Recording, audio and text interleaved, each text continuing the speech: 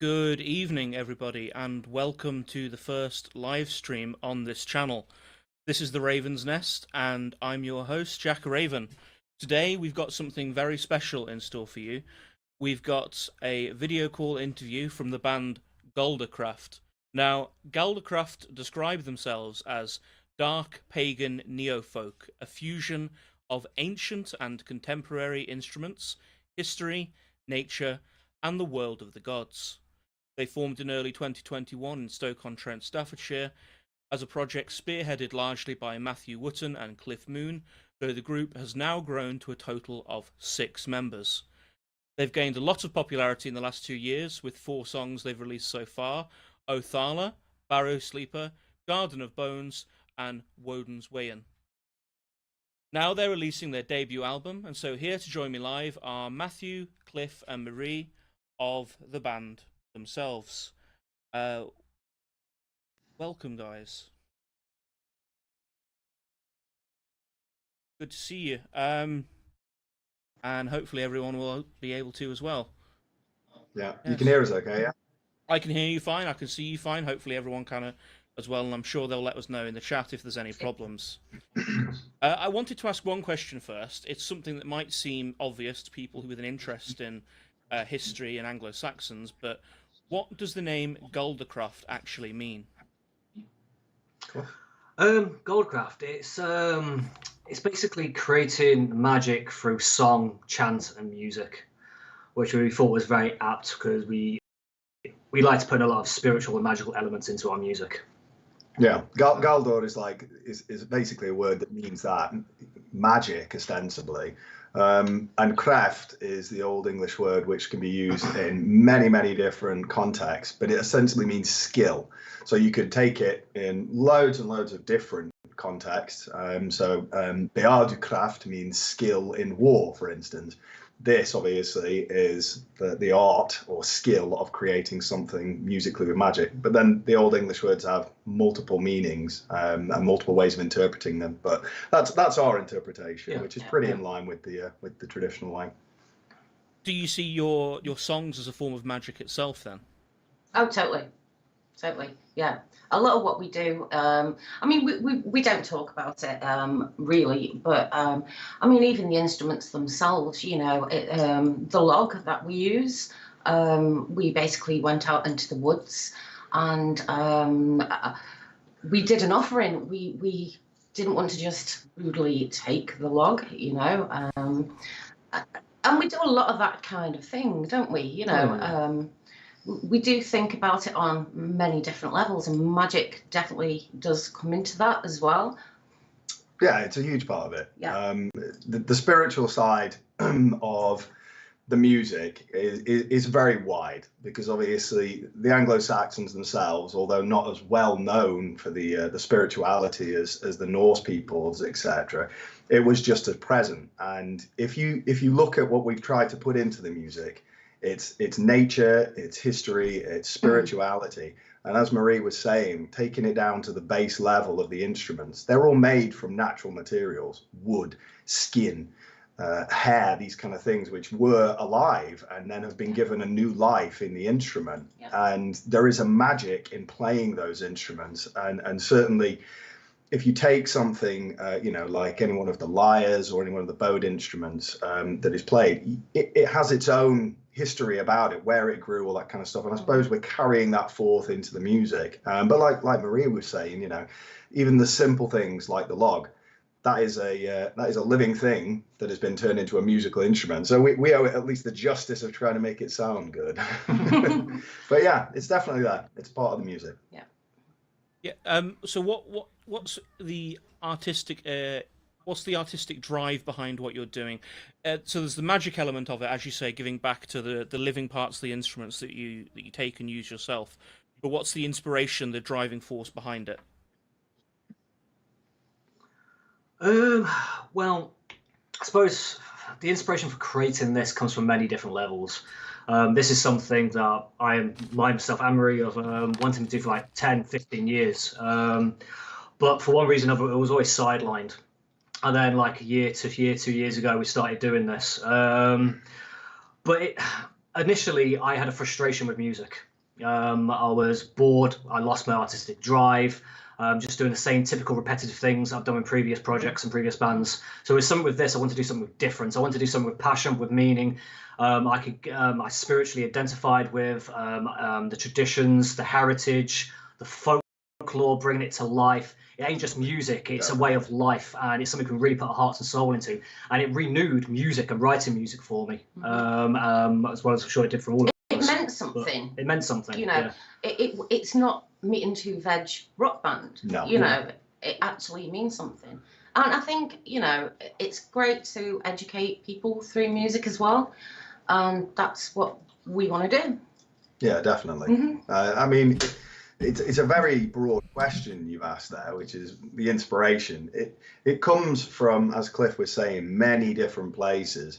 A love for the history, a love for the land, a love for the folklore. And I think most great things, to some extent, are born out of frustration, but also love. And when you have those two things together, those two elements, grinding against each other, they kind of force you to make a decision at a certain point and go, well, am I just going to stay here and be frustrated with what I'm making musically, and am I just going to love these things but watch them slip, you know, away to the sands of time, or am I going to take them and use those, you know, opposing forces to try and create something new? And I think that's pretty much where it's sort of born from, isn't it? Definitely. So it's something we believe in, something we needed to do. Yeah. in some ways, it's very much a letter of love to the country and to the people that came before you, then, isn't it? Yeah, there's definitely an ancestral element to that. There's definitely an ancestral Especially element. with Pendant, particularly. Yeah, You know? yeah, hugely from where we're from, Yeah. massively. But I suppose we'll get into the history of it.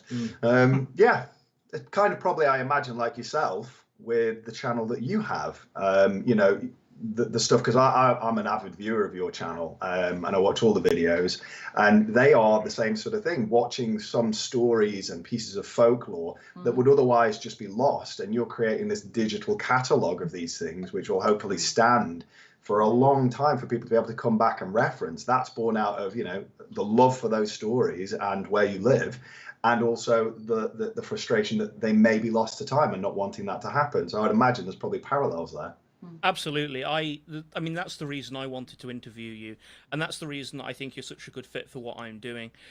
For those who aren't aware, I probably should declare a little bit of an interest here in that previously in a folklore video I did, the band were kind enough to allow me to use one of their songs, Barrow Sleeper, as inspiration for an animation. If you clicked on this live stream before it started, you would have seen that animation complete with the music, and that's the reason. I'm very grateful for that as well. As you can see, that these things do go together very, very well. I think people would like to know a little bit about how you formed, because we're still at the start of your journey, really. This is your debut album coming out soon, so people would like to know, while it's still fresh in your mind, how did this all come together? What was the moment where you knew Goldacraft was going to happen? Well, I'll start and you can carry on. Yeah, go on. There's two stories. Go on. Look, like I hit on earlier, this is something that me and Marie spoke about for 10, 12 years, but sidelined for numerous reasons. But we finally decided to take the plunge, start buying the instruments, start learning them. Start off with, I got myself a crude lyre and a bowed lyre. Drove everyone nuts learning to play them. But Mainly. Yeah, mainly you. But eventually we started crafting some early songs, which no one will ever hear, might I add. But funny story, Will, who's one of our drummers, was originally going to be attempting to take on the vocals back in them days, which is in a year and a half ago, I would say, summer, a year and a half ago. But yeah, but shooting forward, I had a phone call of Matt for a mutual friend, which then changed the game a little bit. Yeah, it was one of those typical evenings at 3 o'clock in the morning, standing in a friend's kitchen, more drunk than I should have been, and we were discussing music, the music I was making at the time, and I was discussing frustrations with it, as we were talking about earlier. And he said, if you could make any kind of music, if you could just do anything, what would you do? And of course, there's a lot of limitations. You know, you can't play everything unless you're Kliff. You can't play everything, and you don't have access to everything that you need. So I just answered honestly, which was, I would love to make some Anglo-Saxon inspired music using the language and the instruments of the time, and to try and take the stories and the history of that. And he sort of looked at me and he went, I know the chap you need to speak to. I know a guy who wants to do exactly the same thing as you. And I said, no, you're kidding. And without any further conversation, he whipped his phone out and went beep, beep, beep, beep.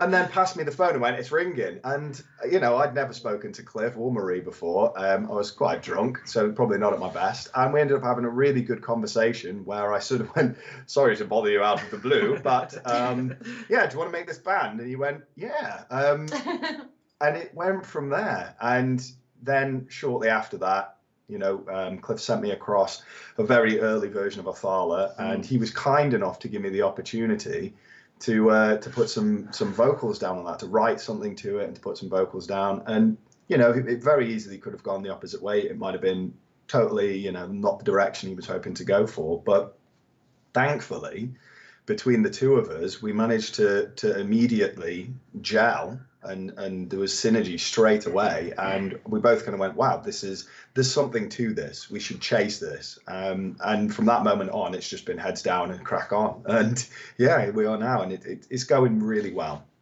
There you go. So I don't know about magic, but there's definitely an element of fate to that when you think of the odds of two people who have the right skill sets, who have the right passion, who have the right vision coming together and just happening to be in such close proximity to each other, and knowing that one person who can put you in contact. That's an absolutely incredible story.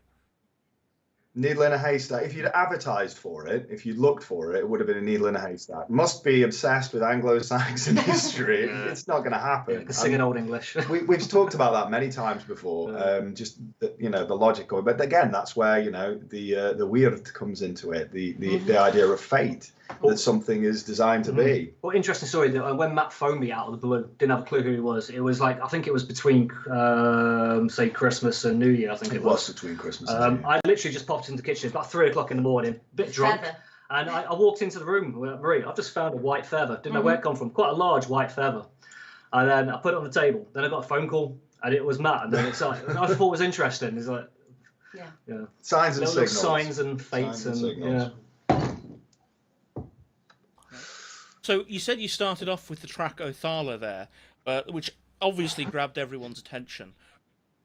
How did that one come about? Where did that come from? Well, actually, the Othala concept come from Marie, because it's a good idea. The first song being home. I'm building on the roots that we can grow from. Planting that seed. So that was the reason for calling it Othala. Watering that seed. Music, it didn't really come from anything fancy with that one. It literally was as simple as I was sound testing the different levels that instruments had at my availability at the time. I'd come up with something I liked the sound of. We thought we'd call it Othala. It just seemed it was the beginning of it. So we called it, like I said, the roots to what we're going to hopefully become. Pinged it over to Matt. I've never even heard him sing before or what he'll do to it. Or whether he'd even like it. But he did. He liked it. He went off and he did the first take on the vocals. And it just worked. It sounded great. And it's like we knew we had something in it. There's some parts that were still in that very original version that still exist there. Just obviously re-recorded or changed slightly, but, you know, relatively simple. You know, we were obviously trying to find a sound and trying to find our feet, or even see if it would work. But when that track came across, it had the name Othala attributed to it. And if anybody who's listening doesn't understand what that is, Othala is the word that the Anglo-Saxons use for what is known in Norse as the Odal rune. And that symbolizes home and right of inheritance. And that is, as Kliff was saying, really important, creating a base, a home, a place to grow from. That foundation. Yeah, foundation. It might sound a bit, you know, contrite, but it really was a great starting place, because you know, you can't really grow from something until you've got a base and a foundation. It's like we prepped the land, we had that seed, we planted it, we nurtured it. And it's my favorite rune, so I was super excited when that came across. I was like, here's a topic I can get my teeth into. A perfect marriage, really, for a first track, because it's a simple, broad, open subject that is open to interpretation in different ways. Different people will interpret that rune and the concept of home very differently. But for me, the way that I managed to put that across, you know, to do with the struggles that people have had in order to have their home and to maintain their home and to create a home, which is everyone needs those strong roots. Yeah, they need strong roots, and that's something you find right across human history in every culture. The idea of home, and that's just their symbol for it. So yeah, that's where it started from, and I think it's still to this day a really great track. I'm really pleased with it. It's amazing how it seems you're saying that it's 50% of necessity. That's all you knew how to do at the start, and 50% it's just sort of it came to you as based on that and what of the rune itself. That's almost a magical experience again. There, it's like sort of a divine inspiration. Yeah, you can see it that way, definitely. Yeah. Look for meaning. Look for meaning, and there you go, and you'll find it. So after that, after Othala, you came out with several other tracks. How did you develop through those? What was the process with each of them? I think the next one after that was Barrow Sleeper, if I'm correct. Yeah. I can remember distinctly that. Yeah. I was here, and you played me a little ditty. Yeah, I had a concept I was playing with. At the time, I was kind of obsessed with early Anglo-Saxon necromancy. That was the concept at the time for me of doing the music. Not necromancy in the modern sense, but in communing with the dead, bringing knowledge from the dead. There is tales of people going to barrows, sleeping on them, getting inspiration. You know, they're getting sort of a meditative trance into a dreamlike state, travel the realms of the dead and bring knowledge back they can use in life. And that inspired me. That's where the title Barrow Sleeper initially come from. But I wanted to bring a little bit of a dark edge to that. Not sinister, but just a darker edge because you're dealing with the realm of the dead. Slightly so nightmarish. Slightly, yeah. And so I tried to make the music a little bit more darker with that one.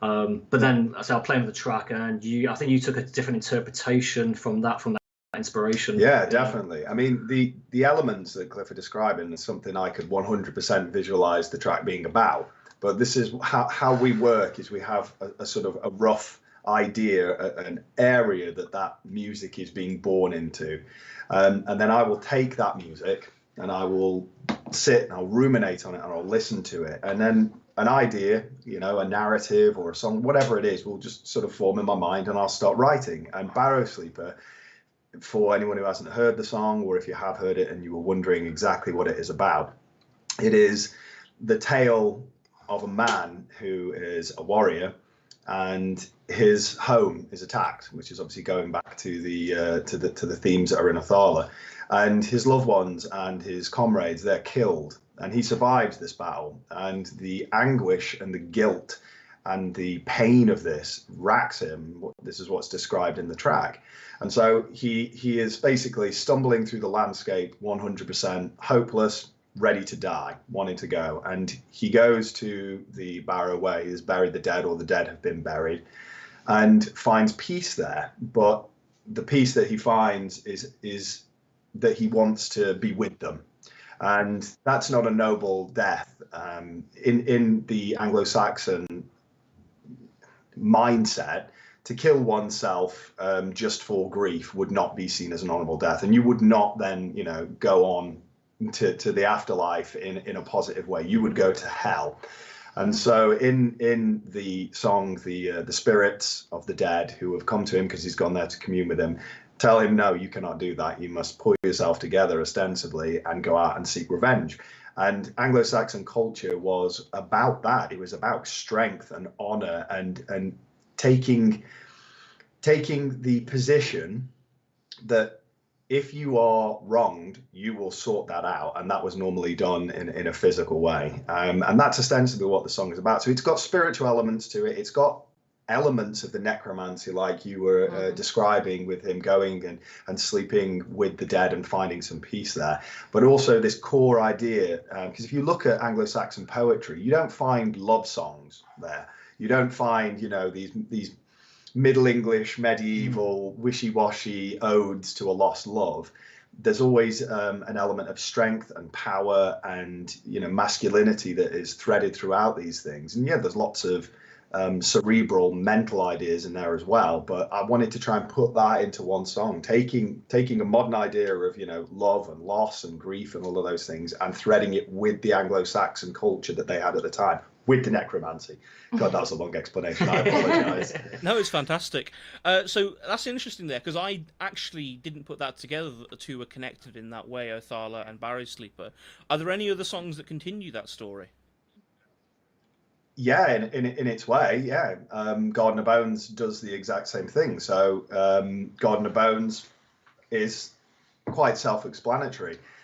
It is a racked landscape where it has been, you know, sacked, and their way of life and their home has been taken from them, and they are living in a Garden of Bones, the dying edifice of what was their home. But instead of, you know, giving up and just, you know, saying, okay, well, this is it now, we've been overtaken, that strong thread of responsibility and home comes through.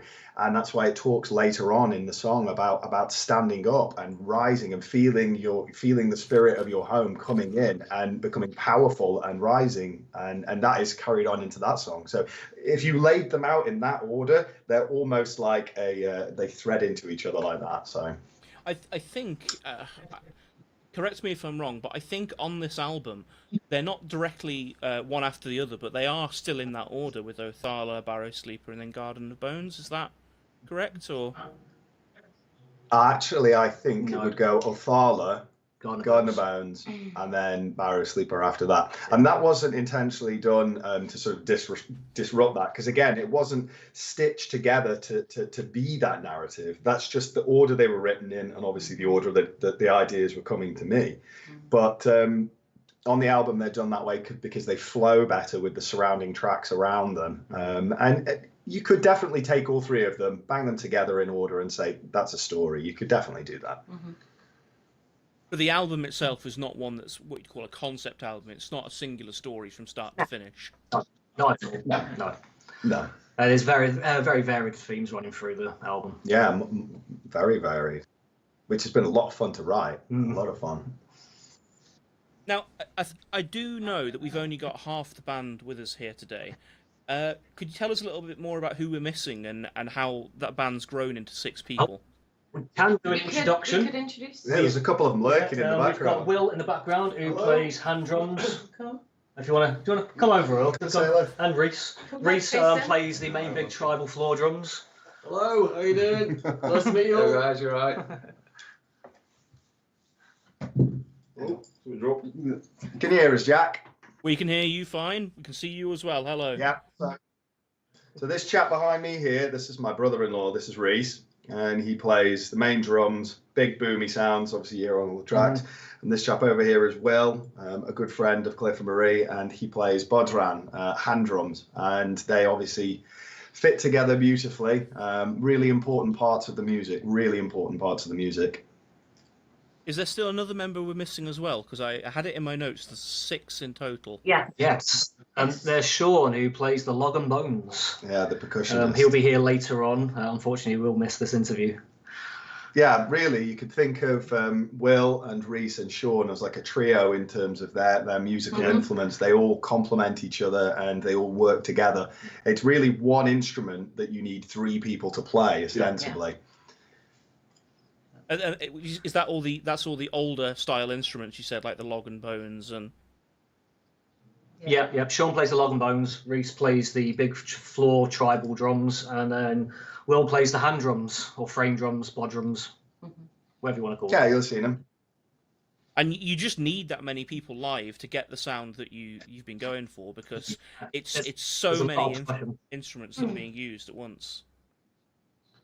Yeah, there is lots of layers of percussion going on. Yeah, but saying that though, the way it works out is kind of like when it comes to Sean, he does the high range of the percussion.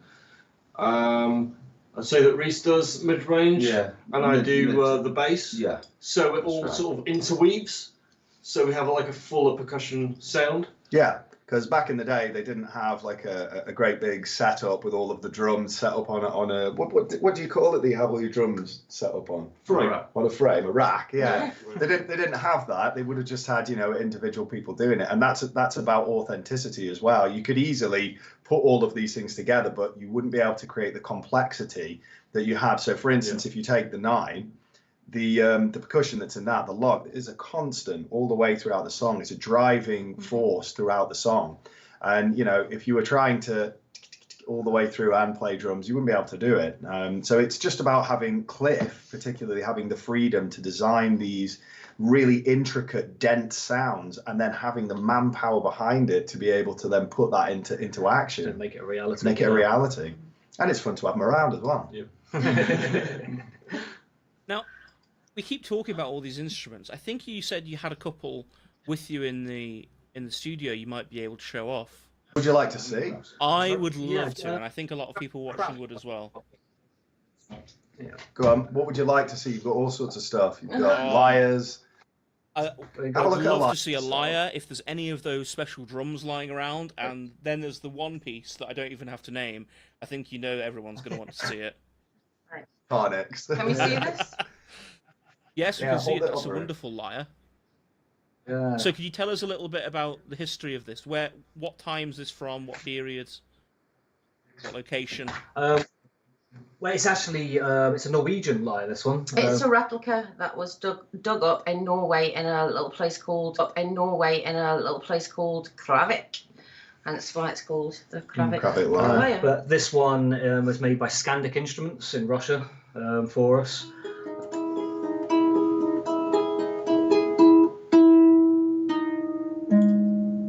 There we go. Such a beautiful sound, It's an I absolutely fell in love with wonderful it. sound. Yeah. You wouldn't believe that that's just being done over a webcam. That sounds so good.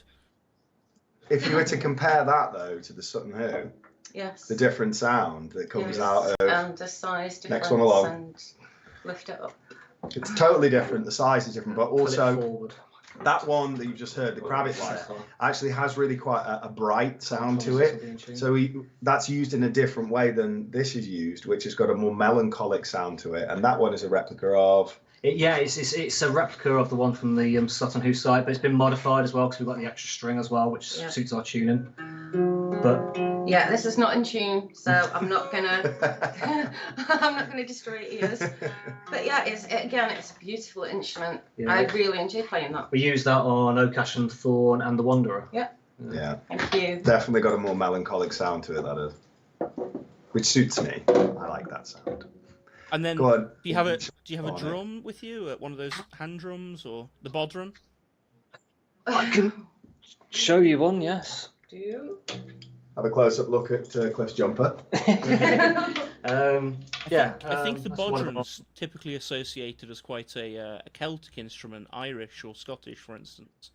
It is, very much so. But frame drums are used all across the ancient world and ancient music. Universal. It's universal. A really nice instrument.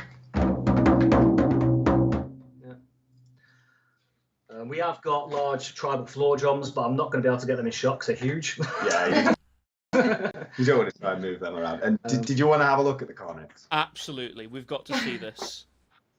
If you want to upset all your It's neighbours, we want to gorgeous. hear it as well.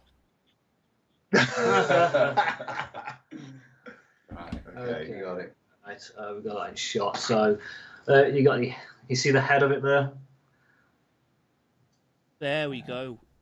So Yeah. obviously this isn't an original one. Who made this? How did this come about? You have to forgive me, I can't remember the blacksmith's name, but we had a blacksmith make it for us. I forget his name off the top of my head. But it's 18 gauge brass, 6 foot long, and has a waggly tongue. Yeah. Traditionally associated with war, so hopefully moving forward we'll be able to use that. But at the bottom, it has a mouthpiece that looks very similar to other brass instruments. Quite difficult to manipulate, actually. 6 foot long, so hard to get into shot. Yeah. Imagine taking won't that to a find one of imagine that taking that to a bands. football game. You'd get quite a reaction. I think. Well, the Celtic tribes would go into war with about 20 of these on the go, so you can imagine the sound that would come out of them. We need one each on Yes. stage. We each need one. So The we can all walk Mercians on. are here. The Mercians have arrived. Yeah, definitely. We're not shy. Okay, we're coming up on the halfway point now, so I think what I'd like to do is ask a couple of questions about the album, and then maybe Right. show off one of the tracks. So the first thing is, when is it coming out? It's the 31st of this month. So And why? yeah, the Super Blue Moon we've been releasing it on. Fantastic. In fact, everything that we've released has been on again, some lunar thing, hasn't it? It's has, that yes. spiritual, magical element of that release of the full moon, quite literally, you know. And so we can say we release an album once in a Once blue in a moon. blue moon. Just put the image of the album up on screen. It's called The Nine, and that as well is quite important, isn't it? The number 9. It is, yeah. It is a sacred number. And obviously the title track of our album as well, which is a magical song and a spell in its own right. Yeah, all three of those points link together, don't they? I mean, if anybody who is interested in Germanic paganism will spot the number 9 everywhere. Yeah. You know, whether it's what we've chosen to focus on in this album being Neon Galdor, the 9 herb charm, or whether it's the 9 worlds or 9 virtues or whatever it is, you find that number The 9 everywhere. days that Odin hung 9 on days Yggdrasil. Wotton hung on Yggdrasil. It pops up everywhere, and so it just kind of felt natural for us to say, right, it's going to be 9 tracks. This is going to be a driving force in that, and we just went with it. There wasn't really even that much thought that went it. We just suggested it and went, yeah, that feels right. Yeah, So we went feels with right. it. Yeah. So yeah, August 31st, buy it. Is it going to be physical? Is it going to be digital? We'll have a digital release, which is out on the 31st, which is out on all major streaming platforms. And there will be a physical digipack as well with a deluxe 20-page booklet full of words and imagery. And that I'm hoping that will be out on the 31st as well. If it's not, there might be a small delay. It's currently with the printers. We will hand sign copies for anyone upon request Yeah. as well. So But It really is a beautiful thing. the physical copies, where are people going to be able to go to order them? Well, you'll be able to order direct from us. Yeah. I think we'll put them on our web store probably. Yeah, Bandcamp. Bandcamp. Possibly Amazon as well. We'll have more details about that soon. Yeah. Just search Galdorcræft. There's no one else with that band name, so you'll find us. Or Ugly Mugs. If in doubt, contact us. And Yeah. And lastly, how much is it going to cost? $12.99. That's a very reasonable price. We should just do it at 13 quid, really, shouldn't we? No, $12.99. Well, Save yourself a penny. Save yourself a pen to penny. Save yourself a penny. Well, that's a Penny really penny. good point. I just learned something from Kliff that I did not know, and I was genuinely shocked. In our in-sleeve for the album, one of the tracks, Pender, has a small image on there, and Kliff was saying, did you get that little reference? And I have to say, to my ignorance, I didn't get it. So do you want to explain it? Yeah, the penny was actually named after King Pender. That's Pender, where the yes, word yeah. penny comes from. And the picture on there is a penny from the early Anglo-Saxon period, and that's an image of Wotton, with Pender obviously being a descendant of Wotton. It's just seemed apt. Very apt. But who knew that? No, Pender not me. pennies. I absolutely had no idea about that. That's something I'm going to tell to everyone else now, as though I Yeah. came up with it. A lovely little nugget. That's fantastic. Okay, then. Well, then we're going to take a little break now. Give the band time to go and have something to drink or use the facilities, and we're going to play. I think we're going to play The Wanderer first, if I'm right. Yeah. Grand. So you'll listen to The Wanderer now, and then the band will be back in a few minutes once that's finished. Enjoy it. thank you.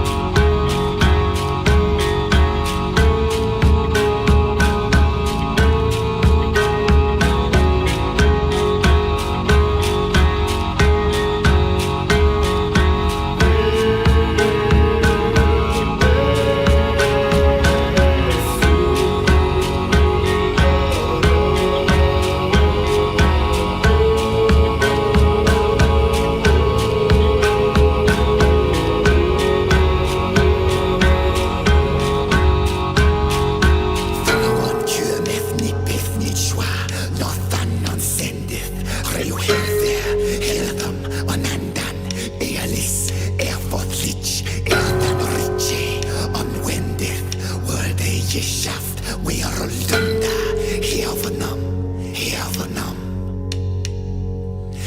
before Lena Here before Lena Here before Lena Here before Lena Eldis Eothan Gestil Idel Werdet Eldis Eothan Gestil Idel Werdet Svagquits naturum modi Je sitt him sönder I tröna Till bilset I histri och jag helden Ne själ nevra histon tura tjene Beon av his brevströmma tjötan Nämnde he där båda kunde El middel nege fremme Och bitam det himma säkert Vrå fred väder av djävulen Det ös else och fastmotståndet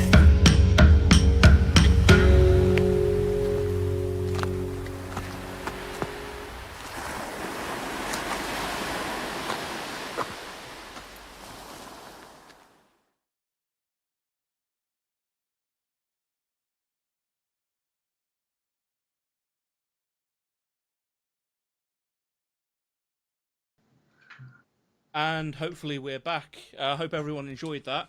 That's not quite a debut. That debuted recently on a radio show last Friday night, I think. But I think that might be an internet first. Yeah, It is, yes. it is indeed. Yeah. Yeah, it is. But that was The Wanderer, and that's based on a poem, isn't it? Yeah, that is based on the poem of the same name, which is one of the longer surviving pieces of Anglo-Saxon literature, and it's complete as well, which is quite rare. Lots of them, there's parts missing. I mean, obviously you've got the huge, gold standard examples like Beowulf, but The Wanderer is another one, I think, of the most important pieces of Anglo-Saxon literature, and it's one of the most studied as well. We wanted to cover that because we wanted to do something which had a maritime element to it, something relating to the sea. And obviously, there's lots of different ways you can approach that. We're all big fans of sea shanties and the instruments that are used, because there's lots of crossovers between our music and that old school kind of feel that you get from maritime music. But to do that, clearly The Wanderer is set around the ocean, on the ocean. And yeah, we took that and tried to sort of do something very different with it, rather than just tell the story as it is. We wanted to give it a really a dark element, because it's a very dark poem. It really is a dark poem. But I'm hoping that it's going to inspire people to go and read that poem, whether that's translations or the originals or whatever, to go and look into it. It'd make it great. A really great animation or something as well. A really, really evocative piece of writing. Don't tempt me. No, please do. Yeah, go ahead, do it, man. We love it. Like, art inspires art. We bang on about this all the time, and it's great to see that inspiration from, other people. Yeah, and 100%. the art and poems that. 100%. That whole animation I did for Barrow Sleeper popped into my head after about the fifth time of hearing it.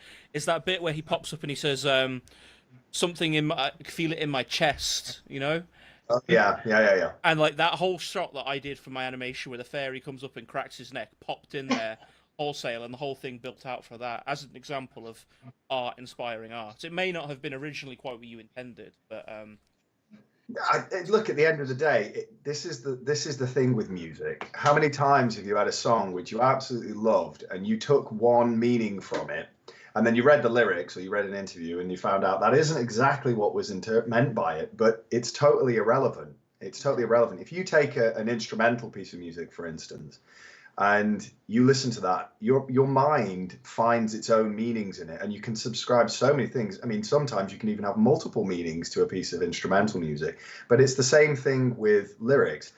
You can take what the person originally intended, but there are little snippets you can take out of that, which will then send your mind off on another path. And then, as we said earlier, look for meaning, and you will find ways to fit certain things in if they're there. And I think that's great, because it means a person can listen to a song and find a completely different whole set of emotional responses from what was originally intended. But if that's what they find, that's great. That's fantastic. That's what it means to them. If It's that's what very means to them. interesting. I mean, we get a lot of interest from our D&D fans, fantasy D&D, which it's interesting. I mean, we're all fans of D&D ourselves, so yeah, that's So they create their own cool. stories, they create their own meanings, and it's great. Yeah, some of the comments on the YouTube channel are amazing. I mean, that what they have read into something, it's totally outside of the realms of what was originally, impregnated in the song, but what has then come out at the other end for them.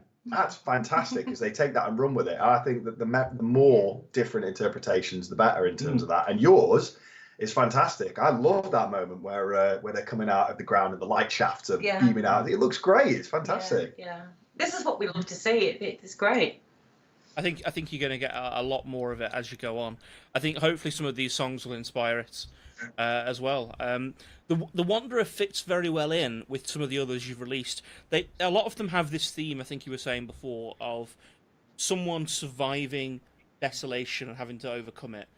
The Wanderer had that feeling very much as well. It felt like he was trying to move on from the tragedy of his past. Nail on the head there. Nail on the head. I mean, scholars debate whether or not the entire scenario that is written in the poem is happening in a dream, and that it is sort of a nightmare. Or a nightmare, yeah, even better description. Whether it's a catastrophe that's happening in this person's head or just a warning of... Because we never have an example written in the poem of exactly what this person has done to be banished, ostensibly, and be pushed out into the wilderness without any of the comforts and without any of the meaning that, that he could find in life that he previously had. And then it goes on to describe, this end of the world scenario. Some people think that happens in a dream or nightmare. Other people think it is a literal description, because without doubt that would have happened to people regularly. But I really am a fan of that poem, and I'm really pleased with the interpretation that we gave, because it's a long poem. There's no way you could have put all of the stanzas of the original Anglo-Saxon into it. And it's quite difficult to take what they have written and then put that to music and try and maintain the original language, obviously, but also the way that it would have flowed. I mean, most of their music would never have been in the timings or anything that we're using. We're doing that for a modern ear. But I condensed a large portion of the middle of the poem in my own interpretation of the poem into English, so that people could get a real grasp for what is happening in there. Because that's something we feel is important, the authenticity of the language and getting people interested in that and having that present, because it undoubtedly brings a presence to some of the songs, but also having the modern English so that people can have an easy accessibility and then take something away from that in the more, modern contemporary sense of how people process music. So that was important, yeah. Do you think it was intentional when you were putting the songs together, for the early songs for this album, that they all came from this place of the desolation and being a survivor? For instance, not many of them seem to sit atop, for instance, a king atop his empire, or songs of victory, like other people might do. They all seem to come very much from a low place. We are quite a dark, pessimistic band. Says with a big smile. Yeah. From a musical point of view, I don't think I can write a happy song. When it comes to art, we are best when we do dark music. Yeah, it comes to that dark human place. I totally echo that. I remember a long time ago, I cannot remember where the quote was from, or even if I've made it up in my own head. I think it is a real quote, but somebody said, "Sad times make the best rhymes." And that 100%, chimed with me. There is something in connecting to the raw, melancholy human emotions of struggle and sadness and grief that really makes you feel a connection to a piece of music. And I'm not saying there isn't a place for happy songs. Clearly there is. But within this genre of music, I don't think that's necessarily the meat of the time. Clearly people were happy back then. Of course they had wonderful times and did wonderful things, but the enduring things are the images of struggle and overcoming struggle. And that is a universal thing that you find everywhere, that people, they relate to overcoming a struggle. And as you mentioned earlier, Jack, the there's no king sitting atop his kingdom. Our song about the King Penda of Mercia, that is almost written as a eulogy after his death. A veneration of this great man. But we could easily have flipped it around to when he was at the height of his power, and anyone who knows anything about Penda knows he put Mercia on the map. I mean, he was a very, very formidable great king. But again, our natural nature is to say, well, let's take it from a retrospect and put a bit of sadness in there. Now, Penda's an interesting one because this is one that's historically based, but you've not done based on a poem. So what elements of historical documents and such did you actually base your story of Penda on? That's difficult. There's not much to go on, unfortunately, and that's another reason why we did this, to honour him. You Google Penda and you tell me what is out there. I'm pretty sure he's got a statue at Lichfield Cathedral, one of many, but that's about as much as I could tell you. Correct. Yeah. Yeah. The most famous account of Penda is written by Beda, or Bede as a lot of people call him, and he as a Christian was incredibly scathing about Penda. He was seen more as a tyrant through their eyes. He was seen as a tyrant, yeah, and obviously with him being a pagan versus being a Christian, they very much maligned him. So in history, for the longest period of time, Penda was seen as this awful despot who did absolutely nothing but wage war, and he was a warlord, but he was doing that in a time where that was the status quo. That's what everybody was doing, and we wanted to look into, we already knew from other accounts that we had read that there was a lot more to Penda. I spent a lot of time reading university research papers into Penda and finding as many accounts as I could of battles that obviously he was a part of. And you will find from the 1940s and 1950s, there is a few accounts. They're not particularly extensive, but they are covering the extent to which Mercia grew in the period where Penda took over. And it went from being this ostensibly, it wasn't even a dot on the map, really, to being the most powerful kingdom at the height of Penda's reign. I think it reached to Hertfordshire, didn't it? Very much so. And that's historically overlooked. I did a lot of digging around. And to be fair, if you're looking for it and you type in the right things on your search engine, you can find a lot of good information on Penda. There's very little which is about his character. His character is always described as being driven and somebody who is clearly stern and warlike and very intelligent, highly intelligent, but also seen by his people as a very good and caring king. The Anglo-Saxon word kuning, which is obviously where the word king comes from, has kun at the beginning, and that is the word for family, people you are related to. That word directly comes from the people. So to be the kuning is to be like the best of the people. And that is what very much Penda was seen as by his people. So we wanted to do that, didn't we? Yeah. Give him a good... He was a very spiritual person as well. He was a devout pagan, to the point that he would dislike a lazy pagan, and he would actually have more respect for a devout Christian than a lazy pagan, because spirituality was really important to him. And he would not tolerate lazy spiritualness. Do you mean laziness in a sense of physicality, what someone would do in day-to-day life, or in the way they would... If you say you're a pagan but you do nothing about being a pagan, you don't attend the rituals, you don't actively lacking the courage of your convictions. So if you saw someone who's lazy spiritually, they wouldn't commit to it, they would miss things. He hated them. He actually had more respect for a devout Christian who had conviction in their beliefs. Yeah, just embodying what it means to be a pagan. For him, with his pagan religion, he was pagan through and through, and he was very spiritual and very motivated with it. He wouldn't tolerate spiritual laziness.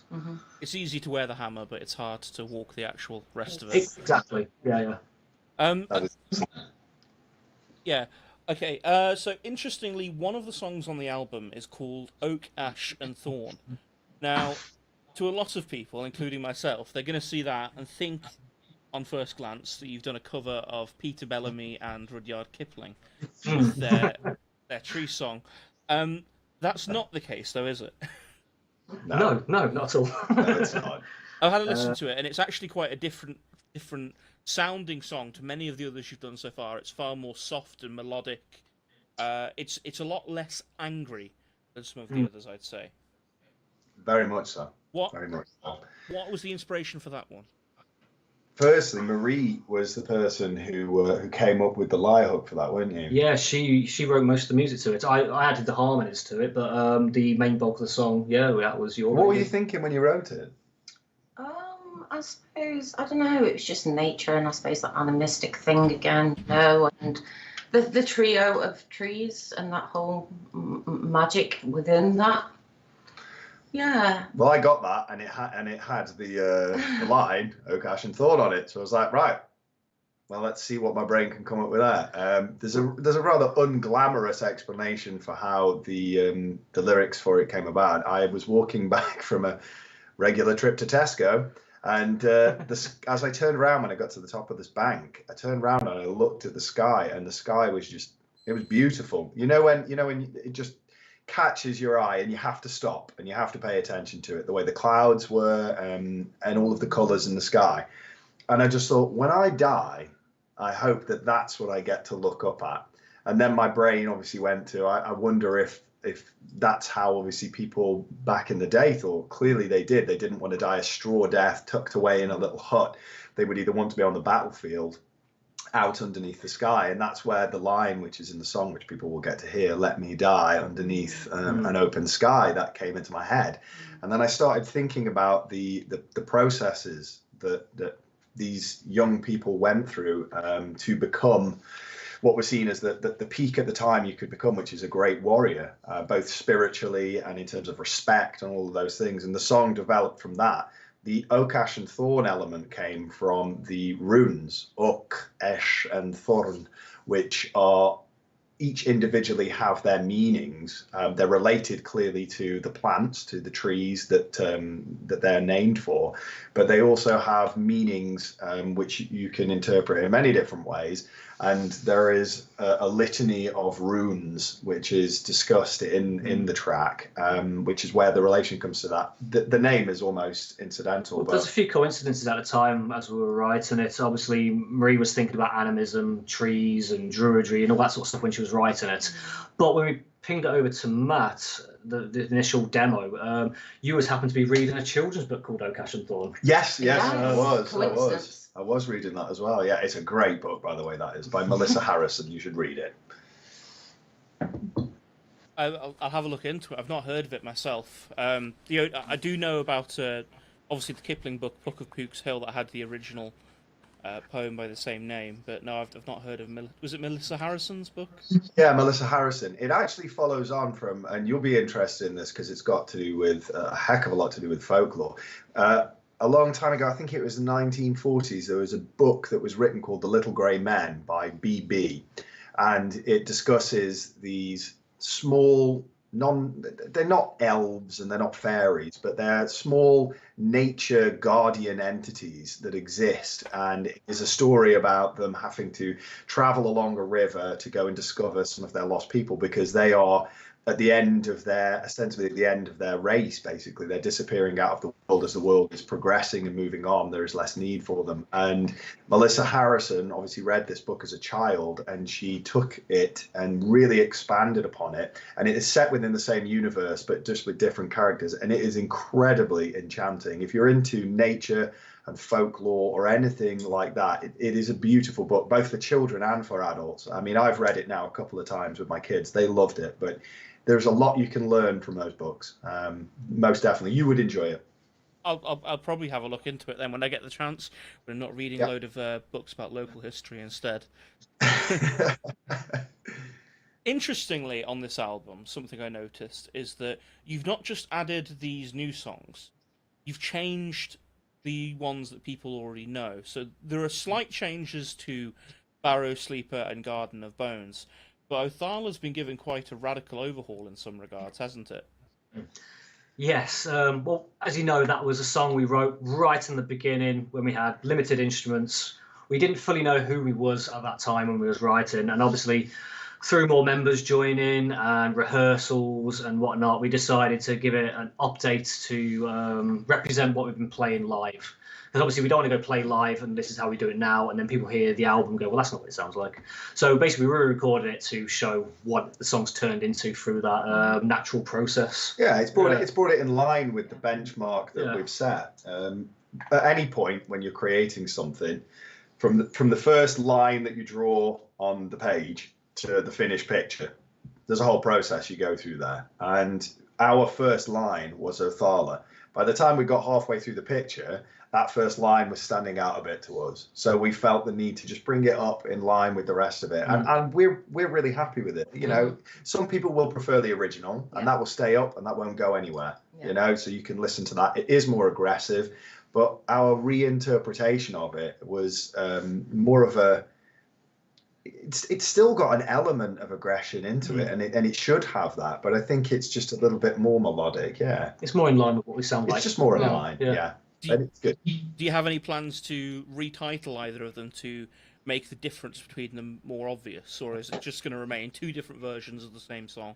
Othala album version. Yeah. Pretty much. Othala upgraded. Okay. So then I suppose I'll ask some questions about the future, really. Do you have any live shows booked? We do. Our next confirmed live performance is at Whitby, December the 2nd.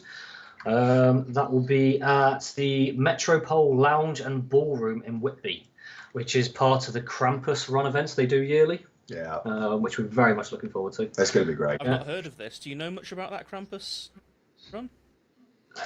10 years. It's been going for 10 years, roughly. It comes from obviously the old Austrian tradition, the counterpart to Saint Nicholas, the darker side of that, and they brought it over. They've started doing it. It's ostensibly Whitby being the Halloween capital of Britain. If you think about all of the vampire relations to it and the ghost stories and stuff, it's their Yuletide end of year version of that, because it's bringing in the folklore from Europe and establishing that, and it's a great thread for them, really, and it seems to be very, very popular. So it's an event where you're going to have lots of people dressed up in fantastically spooky costumes with the background of wonderful twinkly Christmas lights, plus music and food, and I think everyone's just ready for something like that at that time of year. But Whitby's the perfect place to have it, and of course, with it being related to old Germanic traditions, that's where we come in with regards to that. I'm really looking forward to it. I think it's going to be great. I think you're going to get a great response to that. Are you taking the Carnix along? Well, we may have to. We're all testing it out at the moment to see who can do it the best. We do have a rough demo of a potential song for the second album, which I've got a Carnix intro on, which is sounding pretty cool. Really cool. Really cool. But it's all early days yet. Well, we can't wait to hear it, I'm sure. Very difficult to play. I imagine it's somewhere between a trumpet and a bagpipe. Would you say that's fair enough? Say a trumpet and a didgeridoo. Yeah, because you can blow it in two ways, can't you? Like a trumpet, or with the reverberation like you get with a didge, where you can, make all different sort of pitches. It's a weird instrument when you think about it. The octave range is quite. You can go from really low to really high and in between. It's cool. It's learning those techniques like the circular breathing, which is difficult. And obviously it's an instrument that I can't practice a lot because the neighbours would absolutely hate me.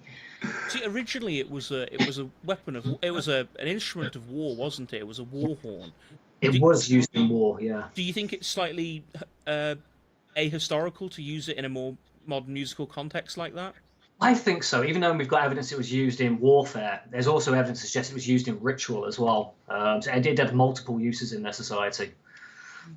Yeah, and not only that, I mean, at the end of the day, we don't want to be too constrained, because we want to be authentic. We want to represent the history and the culture and the spirituality, but we also have to make something which is engaging, and we don't want it to stagnate. So, moving forward, we will be obviously still focusing upon the Anglo-Saxon, being that as the main sort of goal, but at the same time incorporating Celtic and Brythonic elements from slightly different time periods is something we're going to look at, because that's going to give us a much broader range of topics and sounds, and also lost pieces of history that we can bring into into an oral sound for people to listen to.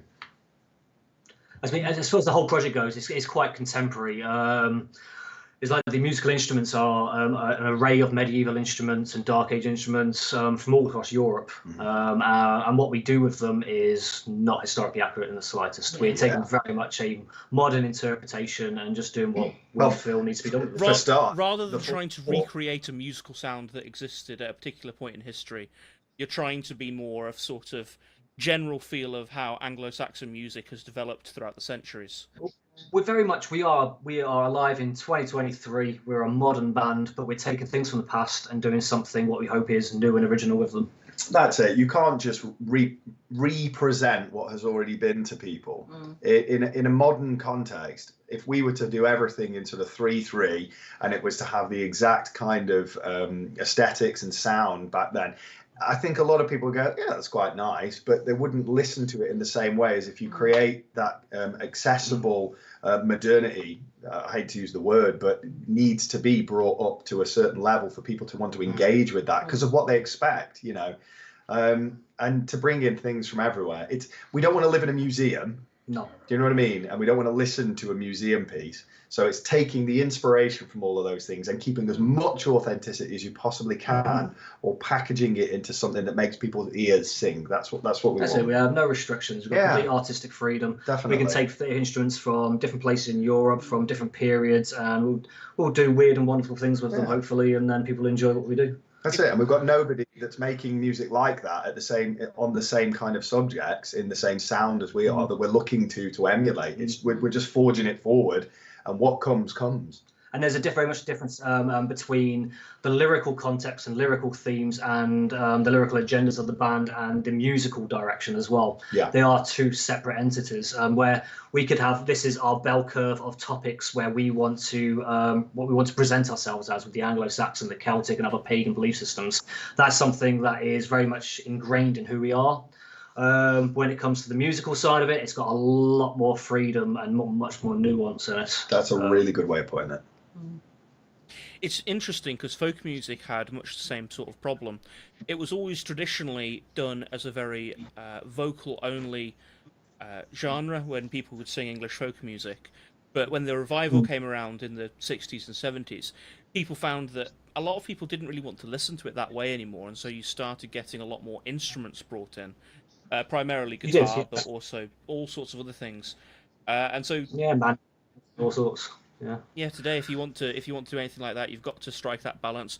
But I think it's a good thing because the best things seem to happen creatively when you've got constraints on you. If you're given total freedom, you never know which direction to go in. So when you've got these restraints of wanting to only use certain instruments, but also present it in a way that modern audiences are going to like, I think that's when you're going to come out with some of your best stuff.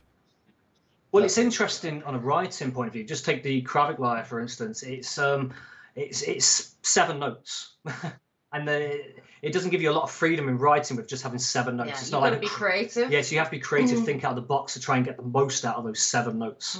So it's an interesting writing challenge. It's fun. But it is fun. Yeah. I think you've hit on a really good point there. I think that's a really good point because everything we've had to do is within a certain key range. Yeah.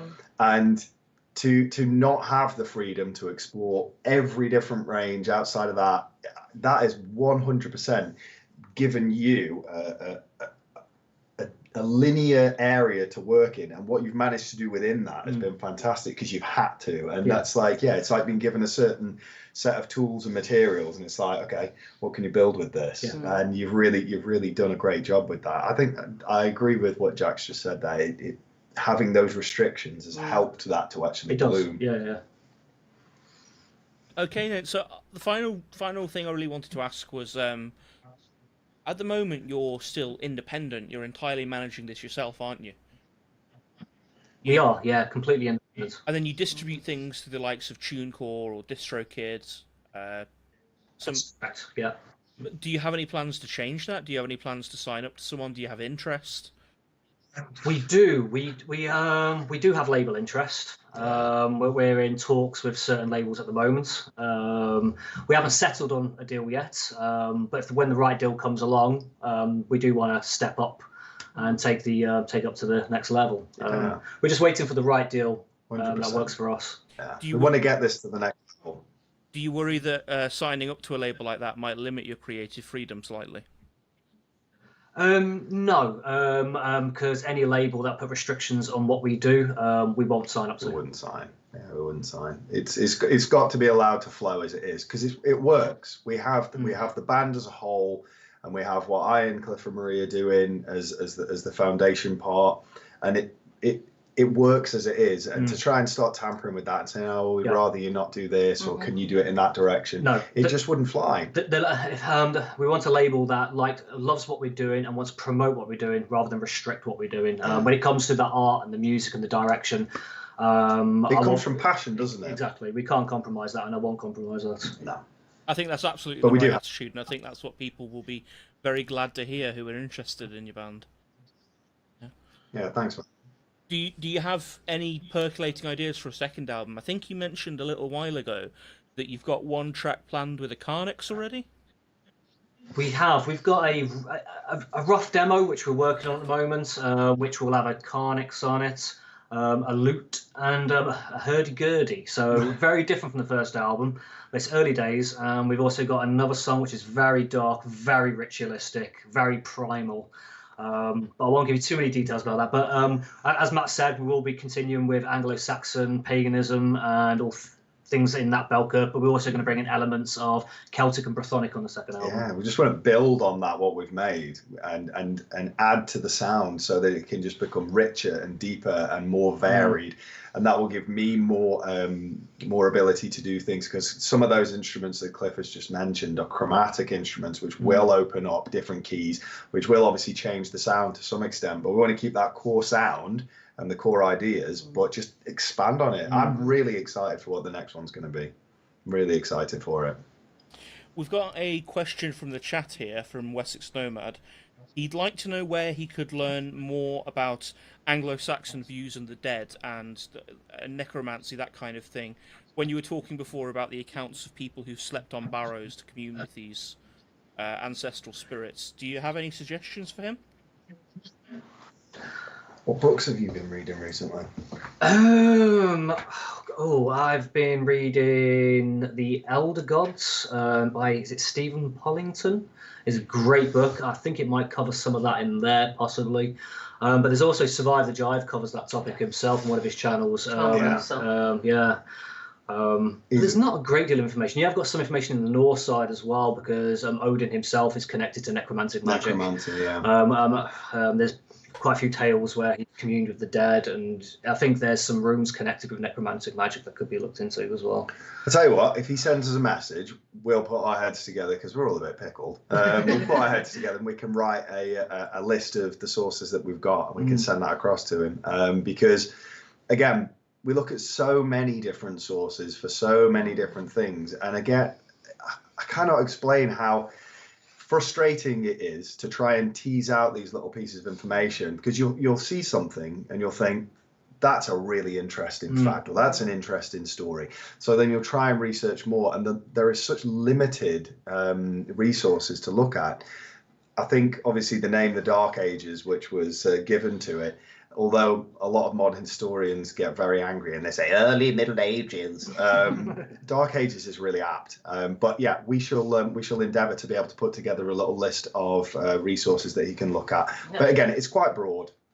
It's quite broad, and again, just going back to like you were saying with Odin, Wotton, those are quite well attested stories. But finding more concrete, definite examples, that's going to be a difficult task. But maybe it's a task we're up to. I don't know. I suppose on that topic as well, a lot of your music uses not just Anglo-Saxon themes, but Old English as a language itself, and that's probably harder to learn than Latin, because there's less about it, and there's definitely fewer resources helping you learn that. So how have you gone about learning that as well as you have? If you can give me 2 seconds. If you can give me 2 seconds, I'll tell you where I started.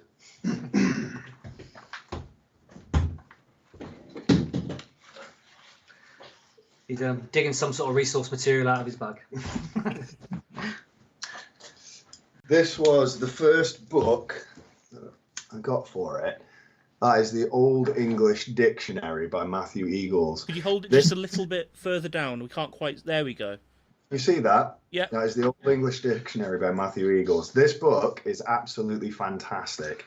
And at the beginning, obviously, it explains the correlations that you'll find in the modern language being German, because obviously it's a Germanic language.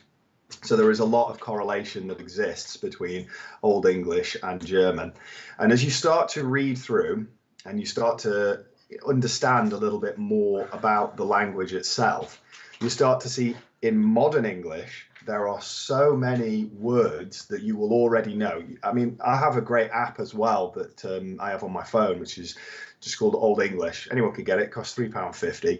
And it's just like a language app, like if you were learning, you know, German, Latvian, French, whatever it is. And it will test you in the same way, giving you repeat words, asking you to be able to figure out what kind of context the word is being used in, asking you all of these different questions, and just repeats over and over, and you get your scores in the top. So I started using Old English dictionaries. I've got a couple of these. And also there is another book called The Complete Old English, which is it's more like a course that you go through where you're reading Old English texts, and then it's testing you after each test, and obviously you go back through again. But it's very much the same principle as learning any modern language, except you do have a little bit of a leg up, because once you've learned the characters, the dead characters, so you've got F, which is like a little D with a slash through it, which is a sound, and then you've got thorn, which is the Old English letter, which was for TH sound that we have in the modern language, so that's a very much. You have ash, which looks like an A and an E joined together. That has more of an air sound to it. You use that in the band's name most of the time. Yeah, that's in there, obviously. And then you have win, which is the letter that they used for W. That got phased out, as obviously all of the others did.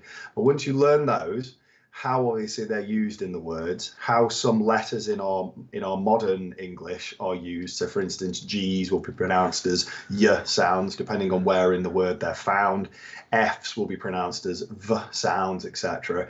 If you start to get all of those sort of pretty solid rules into your head, the reading of the language becomes relatively simple. The understanding of the language then starts to follow. But it's a difficult thing to do. And I am by no means massively proficient. But because I'm writing these things and I'm going over and over, and there is a finite amount of words that I'm trying to create, I have the luxury of being able to check and recheck and recheck to the best of my ability. And again, with the verbal pronunciation of these things, these are our best guesses. There's no tape recorders back there. There's no dictaphones.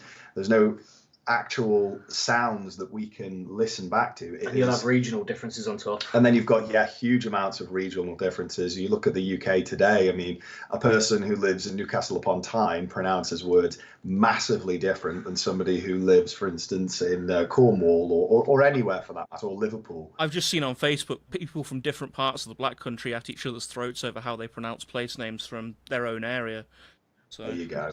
So we try not to. I mean, obviously, I'm always trying to be as accurate as I can, but I try not to get massively bogged down in it, and remember that this is not exact. This is best guesses, and we just use the agreed upon rules. But then you start looking into the scholars, and they're going, no, that's pronounced as a Y, that's a G, that's a this, and they're always bickering it in each other's throats. But I would say, if you're interested in learning Old English, and you should learn Old English because it's good fun, get a dictionary. Familiarize yourself with all of the letters to start with, and just read, and you'll find so many little things where you'll just be saying straight away, I can't believe that's where the modern word comes from, or you'll just immediately start to get it. It's great fun. And when you're doing some of these darker, grittier songs, it cuts through so well. Oh yeah, it's a really it's a very expressive language. It's a very expressive language. I think your band's actually going to do a good thing in helping to bring that back a little bit. For instance, I can't speak German, but the little bit of German that I do understand, I learned from watching Rammstein videos and then looking at what the English translation of those lyrics were. I imagine if you did something similar and provided the modern English translations to what you're saying, it would help people pick it up a little bit, sort of by osmosis. Well, we're going to do that in the booklet.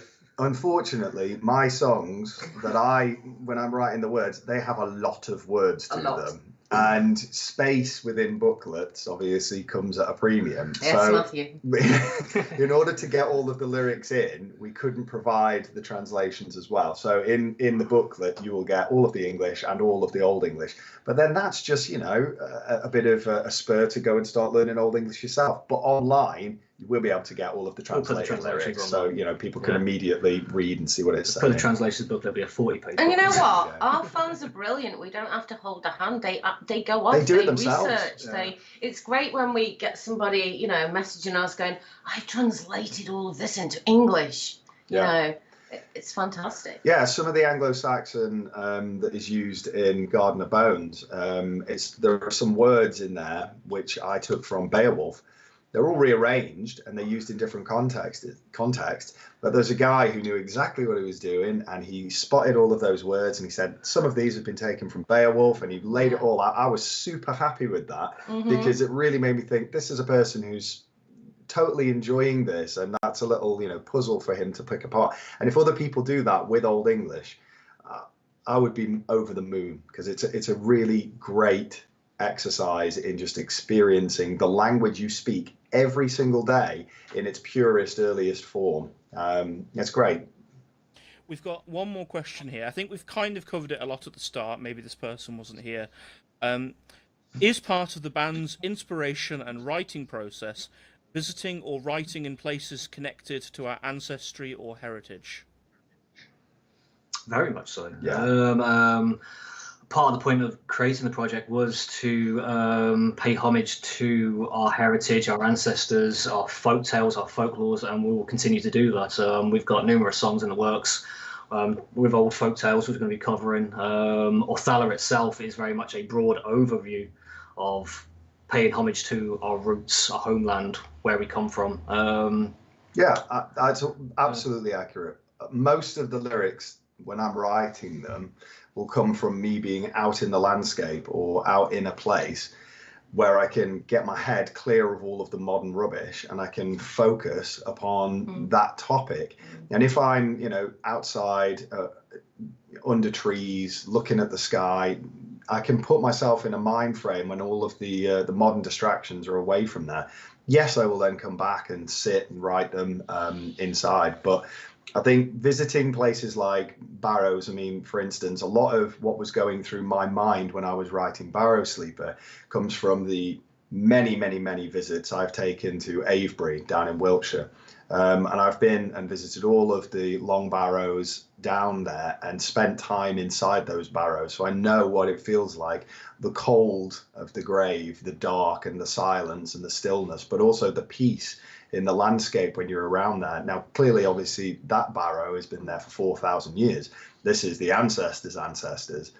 But to experience something that is similar to that very much informs the way that I'm writing things. And I think it's the same with Kliff when he's writing music, and Marie, that there is a place where you're putting yourself in, and it is always about representing the history and also, our ancestors as best as we possibly can. And the spirits of the land that surround us. And the spirits of the land through music. So in answer to the question, definitely, 100% it informs the music. There we go. That's everything from me, and I think that's pretty much covered every question we've had in the chat as well. So I'm going to say thank you very much, guys, for giving me your time, for giving everyone your time. I think we've touched on some very interesting points there, and anyone who's a fan of the band should have had their fill of you. I think that's should save them for a while. I don't know. I think if we're okay, we're going to play everyone out with another song from the new album. It's actually going to be the title song, The Nine. Do you have anything to say about it before we go into it? Give a brief description? We can do, yeah. Well, the Nine is based on the 9-herb charm, Woden's 9-herb charm. Me and Marie wrote the music to that. It's very much to be a shamanic dance song, a euphoric euphoric dance song full of shamanism and magic, and the song itself lyrically is a spell all the way through. You can give more input on that. It's very much, the song is a spell. It's shamanic. It's full of energy. It's golden. So that's what I got across. We had the topic. The poem that it is taken from, it's not really a poem. It's got poetic elements to it. It's actually like an Anglo-Saxon spiritual recipe. So what you have is a description of what's happening to a person and how they use certain herbs and the properties of these herbs in order to heal them from a worm, which is wrecking them from the inside. And we took that concept. It contains a lot of the original Anglo-Saxon from the actual document itself, including the lists of the herbs, etc. And we've just, written that into a more of a narrative way. But it also ostensibly is a ritual in itself, which is the truest form of what is a Galdor, which is magic music, ritual music. Those vibrations, and magic is vibrations. Yeah. Here we go. I don't want to. We don't want to over egg the pudding, but it is a very spiritual song, and hopefully that comes through with a pumping dance beat. Yeah, very much. Great for festivals. Right, so thank you very much, guys, for being with us. It's been a fantastic evening. The album is on the 31st. It's going to be streaming, and it's going to be $12.99. Is that correct? That's correct. There we go. So everyone who's watching, everyone who's going to watch this after it's finished going live later, make sure you go and check that out. If you're watching this in the next week or so, it will already be out. Go look at it straight away. I can't recommend it highly enough. Thank you very much, guys. We're going to play 9 Herb Charm to play us out. Cheers, mate. Bye. Bye.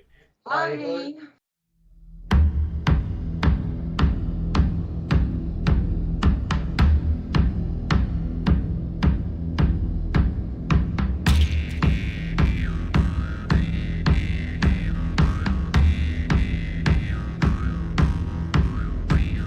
Flying